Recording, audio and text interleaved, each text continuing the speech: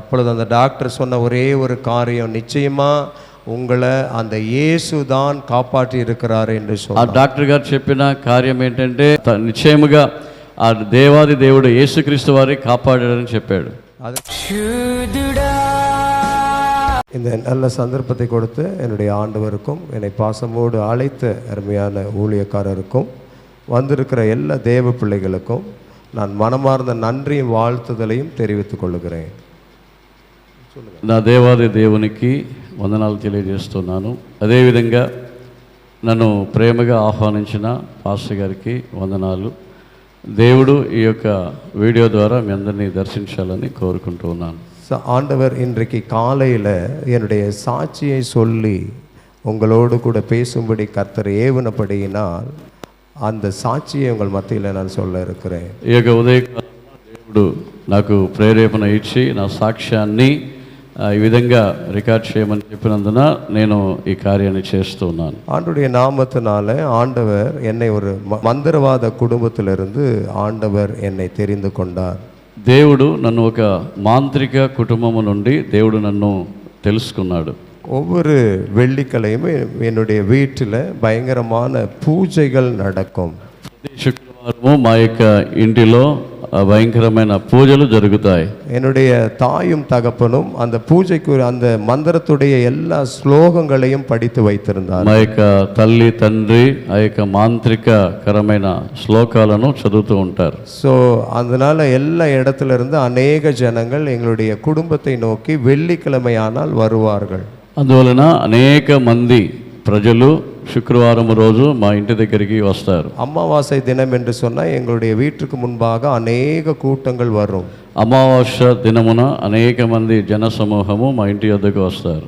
என்னுடைய அம்மா கொஞ்சம் கையில் இந்த மண் எடுத்து சில ஸ்லோகங்களை சொன்னால் அந்த மண் அப்படியே அது விபூதியாக மாறிவிடும். మా అమ్మగారు ఆ యొక్క మట్టిని చేతిలో తీసుకొని కొన్ని శ్లోకాలను మంత్రకార్యాలను చెప్పితే ఆ మట్టి అలాగే విభూదిగా మారిపోతుంది. ஸோ யாரெல்லாம் வந்து எங்களுடைய அம்மாவுக்கு முன்னாடி வியாதியோடு நிற்கிறார்களோ, யாரெல்லாம் பேய் பிடித்து நிற்கிறார்களோ, யாரெல்லாம் என்ன வியாதியில் வந்தாலும் அந்த விபூதியை எடுத்து அவர்கள் மேலே போட்ட உடனே அவர்கள் சுகம் பெறுவார்கள்.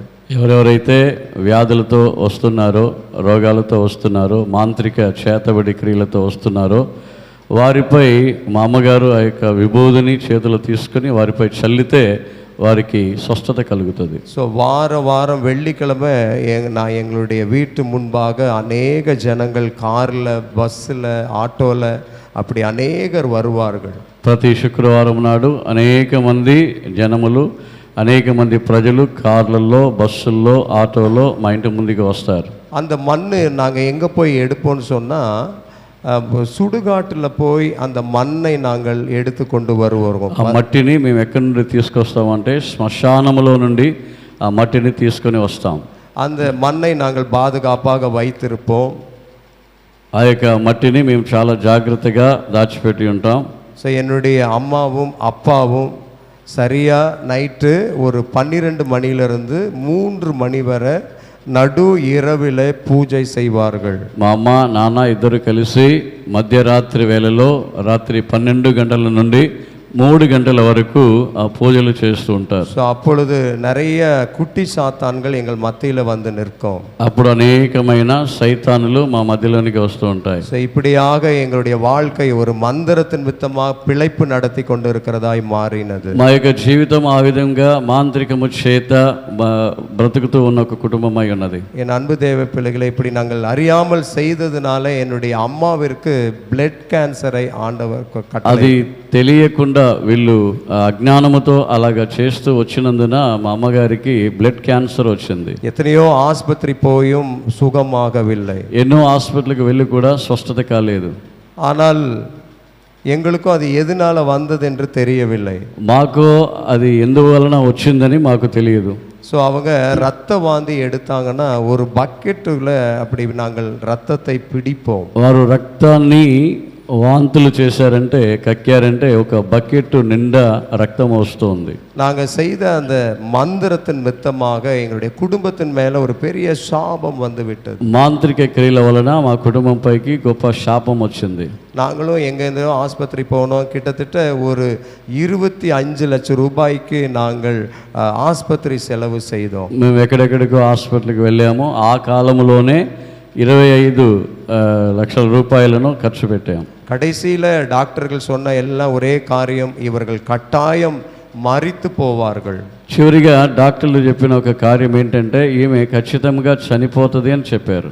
யாருமே இவர்களை காப்பாற்ற முடியாது என்று சொல்லிவிட்டார்கள். ఎవరు కూడా ఈమెని కాపాడలేరు అని చెప్పారు. ஸோ எனக்கு அறிமுகமான ஒரு நண்பர், அவர் நீங்கள் சபைக்கு போனீங்கன்னா கட்டாயம் இதுக்கு ஒரு விடுதலை இருக்கிறது என்று சொன்னார். నాకు పరిచయమైన ఒక స్నేహితుడు, మీరు ఏదైనా ఒక చర్చికి వెళ్ళారంటే మీకు తప్పకుండా స్వస్థత, ఆరోగ్యం కలుగుతుందని చెప్పారు. இயேசுதான் ஜீவனை கொடுக்கிறவர். యేసుక్రీస్తు వారే జీవమును ఇచ్చేవారు. இயேசுவே நமக்கு அற்புதம் செய்கிறவர். యేసుక్రీస్తు వారే అద్భుతము చేసేవారు அவர் என்கிட்ட அப்படி சொன்னார் అని అతను నాకు చెప్పాడు. ஸோ எனக்கு ஒரே கோபம் என்னன்னா, எந்த சாமியினாலும் முடியாதது இந்த இயேசு செய்வாரான்னு ஒரு பெரிய கேள்வி. నాకు ఒక ప్రశ్న, అదేవిధంగా కోపం ఏంటంటే, ఏ దేవతల వలన చేయబడినవి ఈ యేసుక్రీస్తు వారు మాత్రం చేస్తారా అని. ஆனாலும் அந்த நண்பர் என்னை விடலை. நீங்கள் கண்டிப்பாக ஒரே ஒரு நாள் நான் எங்களுடைய சபைக்கு நீங்கள் வர வேண்டும் என்று எங்களை கூப்பிட்டார். ఆ యొక్క స్నేహితుడు నన్ను విడిచిపెట్టలేదు. కనీసం ఒక్క రోజైనా మా చర్చికి రమ్మని చెప్పి నన్ను పిలిచారు. ஸோ நாங்களும் சரி, அவர் ரொம்ப கம்பல் பண்ணுறாரே சொல்லி அப்படியே அந்த சபைக்கு முழுருவு ஜெபத்திற்கு கடந்து போனோம். వాళ్ళు చాలా బలవంత పెట్టి సంఘానికి పిలుస్తున్నారని చెప్పి ఒక రాత్రి ప్రార్థనకు వారి చర్చికి వెళ్ళాం. நான் அந்த సభకి போனதிலிருந்து அழுது கொண்டே இருந்தேன். ఆ చర్చికి వెళ్ళిన మొదలుకొని నేను ఏడుస్తూనే ఉన్నాను. என்னுடைய அம்மாவும் அழுது கொண்டே இருந்தார்கள். మా అమ్మగారు కూడా ఏడుస్తూనే ఉన్నారు. ஸோ என்னுடைய காதுல யாரோ பேசுற சத்தம் கேட்கிறது. మా చెవిలో ఎవరో మాట్లాడుతున్న శబ్దము వచ్చినది, వినపడుతున్నది. அம்மா இந்த இரவே மரித்து போய் விடுவார்கள். మీ అమ్మగారు ఈ యొక్క రాత్రి వేళలో చనిపోతారని ఒక శబ్దం. அவர்கள் பிழைப்பதற்கு வாய்ப்பே இல்லை என்று சொல்லி వాళ్ళు బ్రతకడానికి అసలు అవకాశమే లేదని ఆ యొక్క శబ్దము. குட்டி சாத்தான் அப்படி வந்து எங்கள் முன்பாக பேசி கொண்டிருந்தது. అక్కడ ఉన్న సైతానులు అలాగా మాట్లాడుతూ ఉన్నాయి. ஆனா இரவுல அந்த ஜெபம் ஆரம்பிக்கப்பட்டது. రాత్రి వేళలో ఆ యొక్క ప్రార్థన ప్రారంభించబడ్డది. அந்த ஊழியக்காரர் எல்லாருக்காக ஜெபிக்க ஆரம்பித்தார். ఆ యొక్క దైవ సేవకుడు అందరి కొరకు ప్రార్థన చేయడం அந்த ప్రారంభించాడు. ஊழியக்காரர் பேர் மோசஸ் என்று பெயர். ఆయన పేరు మోసస్ అని ఆయన పేరు. அவர் அமாவாசை ஜெபம் நடத்தி கொண்டிருந்தார். ఆయన యొక్క అమావాస ప్రార్థన నడిపిస్తూ వచ్చారు. அந்த ஜெபத்துல நாங்கள் கலந்து கொண்டோம். கோயம்புத்தூர் பகுதியில் அது நடந்தது. ఆ యొక్క ప్రార్థన కోయంబత్తూరు అనే ప్రాంతంలో జరిగినది. நாங்கள் அந்த இடத்திற்கு வந்து அந்த கூட்டத்தில் கலந்து கொண்டோம். మేము ఆ యొక్క ప్రాంతానికి వచ్చి ఆ యొక్క కూటములో మేము కలుసుకున్నాం.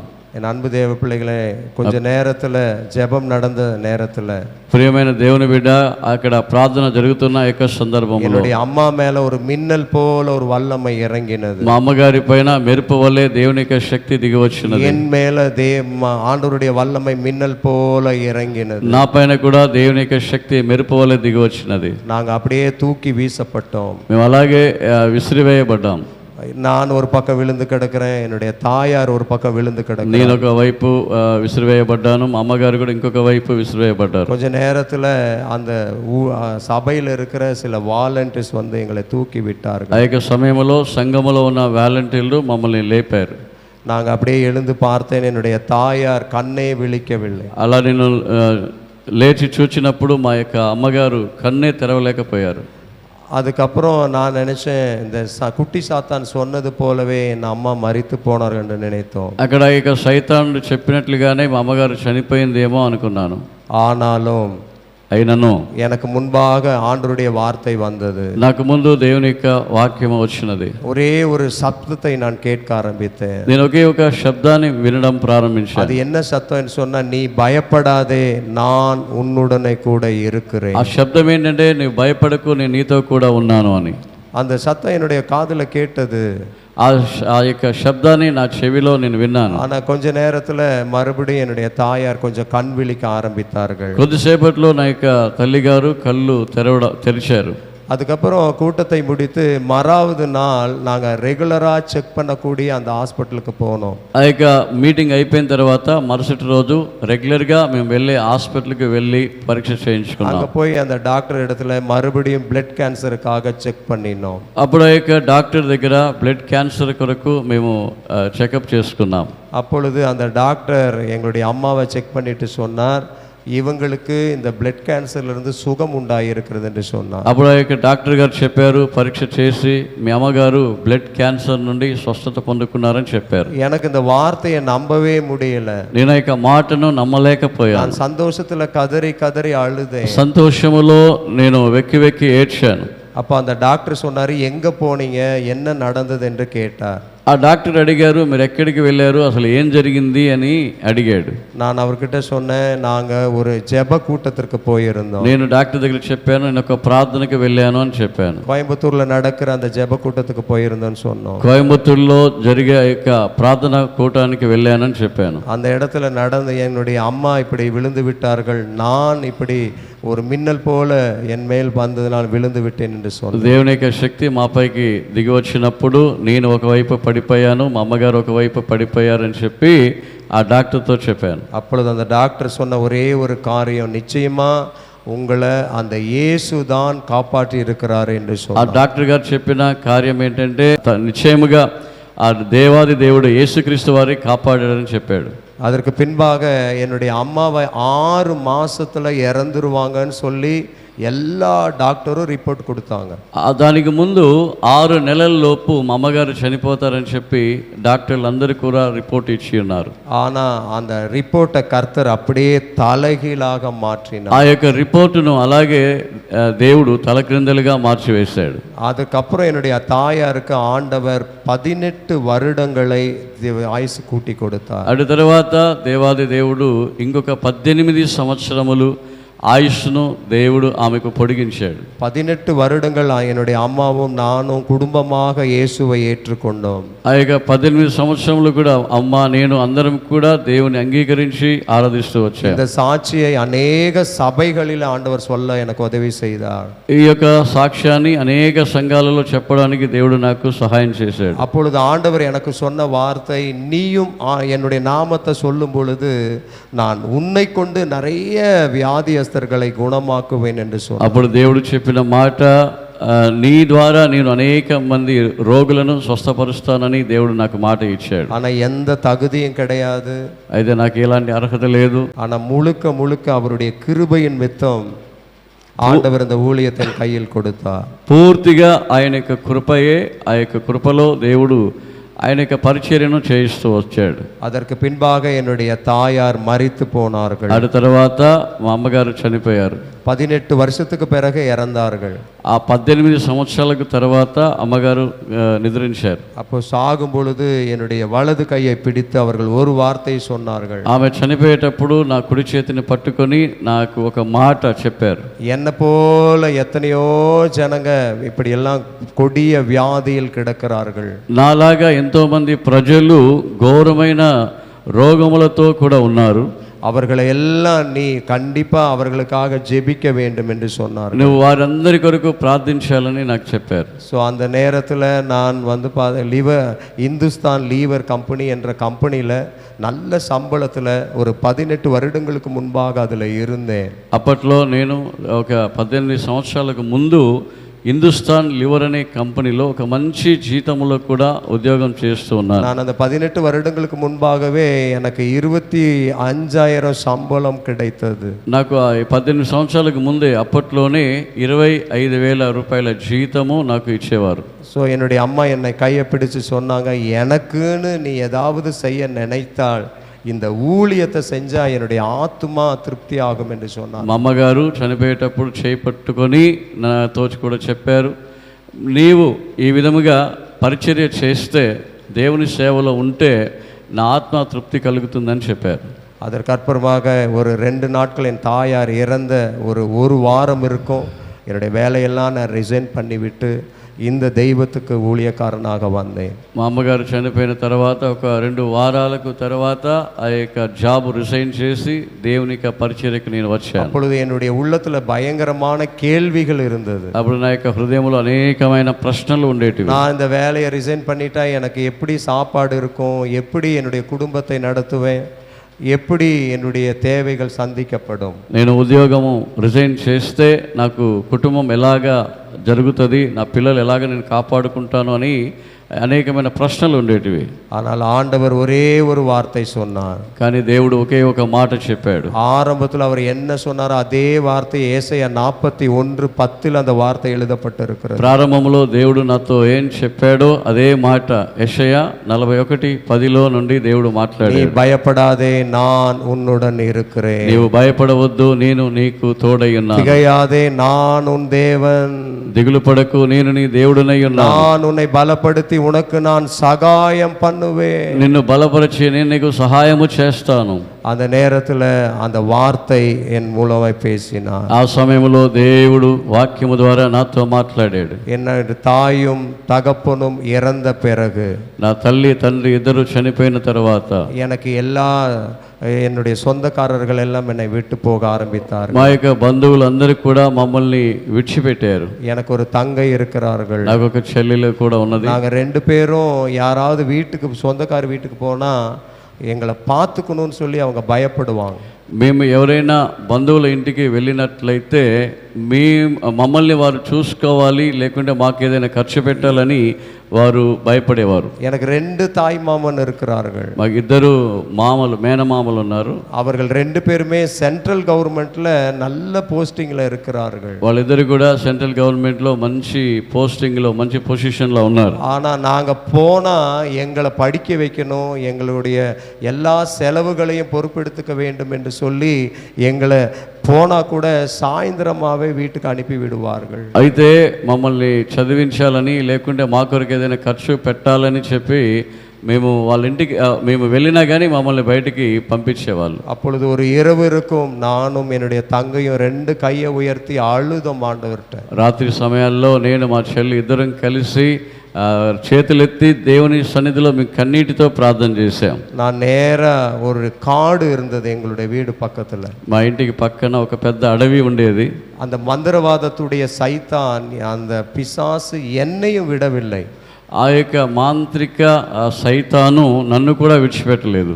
என் அன்பு தேவப்பிள்ளை என்னோட அது சொன்னது, நீ பேசாம ஏதாவது மருந்து வாங்கி தற்கொலை பண்ணிவிடு என்று சொல். ఆ సైతాను నాతో మాట్లాడి చెప్పింది ఏంటంటే, ఏదైనా విషము తాగి చచ్చిపో అని చెప్పింది. என்னுடைய தங்கச்சியை நான் வீட்டில் தூங்க வைத்து அதே போல ஒரு 12 மணிக்கு ஒரு விஷ பாட்டில் வாங்கி கொண்டு அந்த కల్లరికి పోనే. మా చెల్లి నిద్రపోయిన తర్వాత రాత్రి 12 గంటలకు ఒక విషము బాటిల్ తీసుకొని ఆ యొక్క శ్మశానానికి, అడవిలోనికి వెళ్ళిపోయాను. எங்க அம்மா இருந்த அந்த கல்லறைக்கு கிட்ட நான் போக ஆரம்பித்தேன். మా అమ్మగారిని ఎక్కడ పాతి పెట్టామో అదే సమాధి దగ్గరికి వెళ్ళాను. நான் பார்த்து சொன்னேன், நீ என்னை விட்டுட்டு போயிட்ட, இனி என்னை யாரும் காப்பாற்ற மாட்டாங்க, தங்கச்சியை காப்பாற்ற மாட்டாங்க, நாங்க 2 பேரும் இறந்து போகிறோம் என்று சொன்னோம். ఆ యొక్క సమాధి దగ్గర ఉండి నేను ఇలాగ చెప్తూ ఉన్నాను, మా ఇద్దరిని వదిలిపెట్టి వెళ్ళిపోయావు అమ్మా, మరి అందరు కూడా మమ్మల్ని విడిచిపెట్టారు, ఎవరు మమ్మల్ని దగ్గరికి చేర్చుకోవట్లేదని. ஒரு கையில விஷ பாட்டில், ఒక చేతిలో విషం బాటిల్, ஒரு கையில பைபிள்,